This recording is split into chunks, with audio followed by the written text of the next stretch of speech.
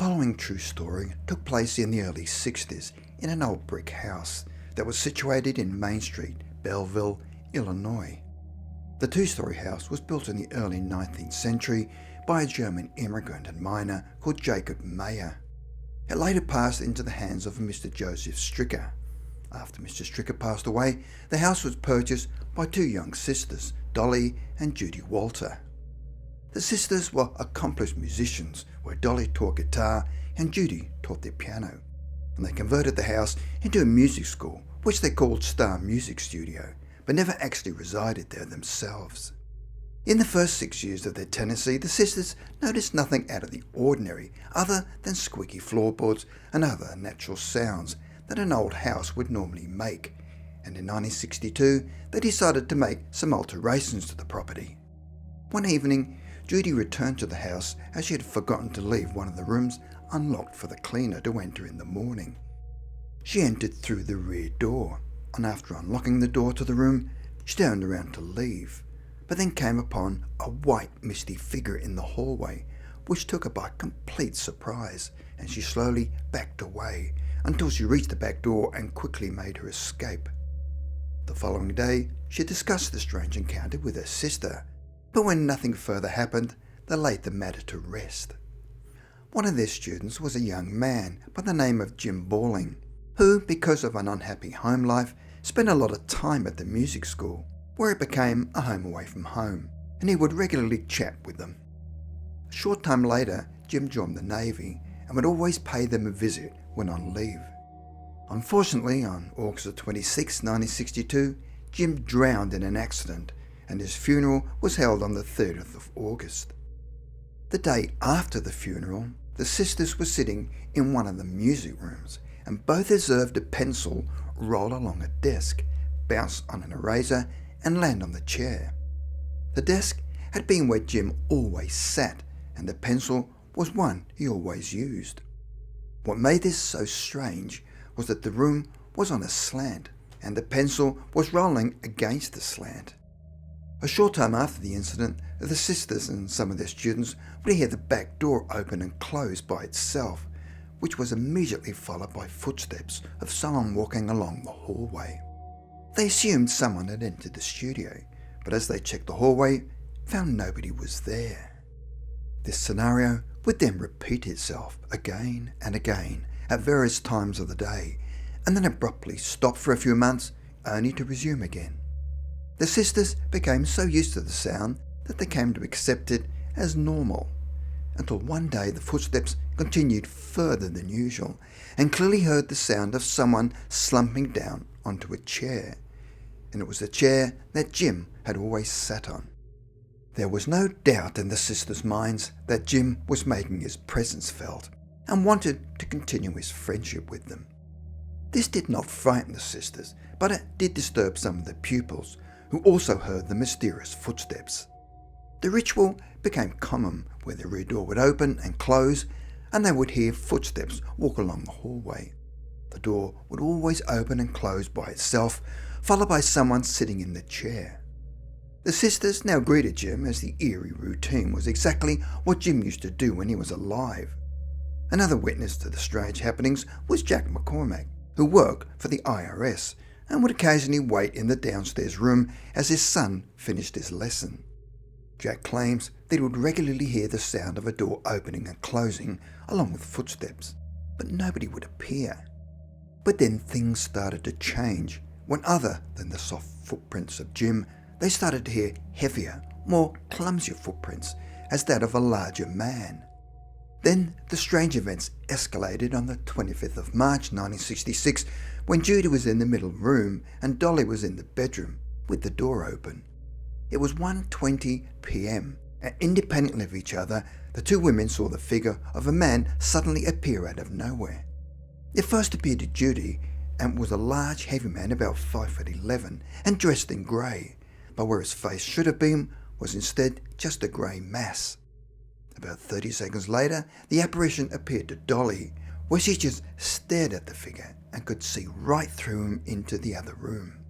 They both sensed that the figure was staring directly at them, and it made no sound whatsoever. They knew that it was not Jim, but who was it?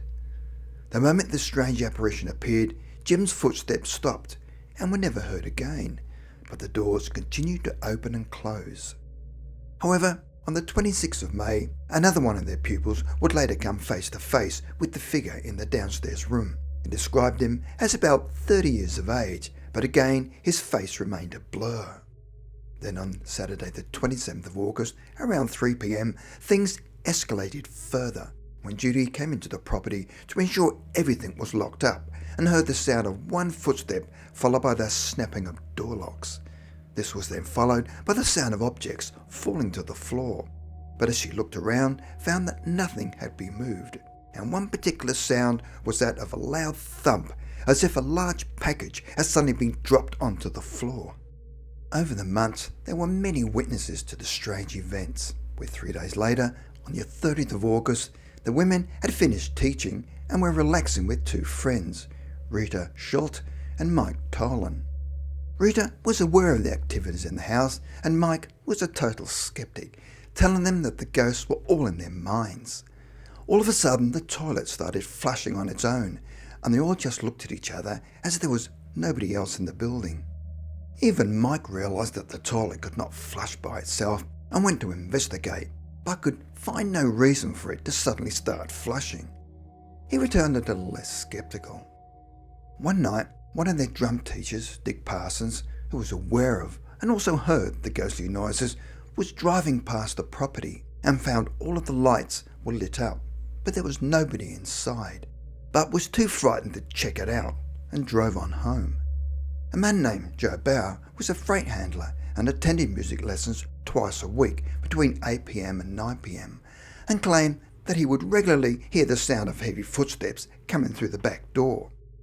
One evening after his music lesson, he was eating a burger with Judy and Dolly, and on this particular night, his wife was sitting next to him. All of a sudden, Mrs. Bauer felt an icy hand on her back and could feel each icy finger, and quickly looked around to see who was behind her, but there was nobody there.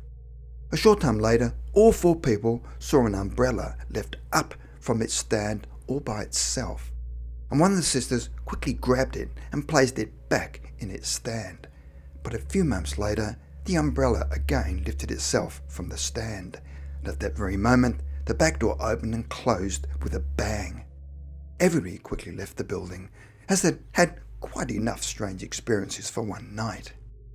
After the constant eerie events, Judy decided to do some research on the property and went to the local library, where she found a newspaper dated the 26th of June 1923 and found that the original owner, Jacob Meyer, aged 77, had taken his own life in the house due to ill health, where his wife later found him slumped in the chair. He had put a gun against his head. After further research, everything appeared to come together for Judy. She found that Meyer was a heavy man, and the fact that he shot himself in the head could be the reason nobody could see his face. Because the man in grey appeared to be in his 30s, while Jacob was 77 when he passed, it is not unusual for a deceased person to appear as a younger person in the prime of their life, rather than an old person. All of the sounds they were hearing would probably be the reenactment of when he took his life, and the footsteps coming through the back door was Jacob's daily routine, maybe not realising that he had passed.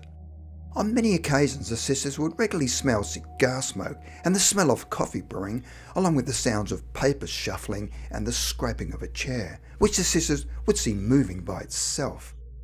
On the night of the 27th of April 1967, Dolly and Judy were about to leave the premises when they heard a loud gunshot coming from inside the building, and quickly ran back inside, only to hear another gunshot, which was more muffled. This gave them absolute proof that the restless spirit was indeed Jacob Meyer, who had shot himself. In November that same year, Judy was walking under a doorway that was between the front and back rooms. She suddenly found it difficult to move, where it felt as if something was resisting her movements, as if she were walking through heavy water. In a moment of terror, she realised that she was probably trying to penetrate the etheric body of Jacob Meyer. She quickly backed away and rushed out of the house. Later that month, Judy bought a hat for a friend as a Christmas present that suddenly disappeared. A few days later, she found $3 in the receipt book, but nobody admitted to placing the money there.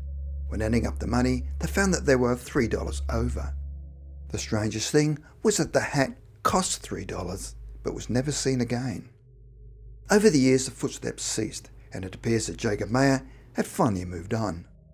Unfortunately, both sisters have passed, where the most recent was Dolly, who died on April 6, 2006.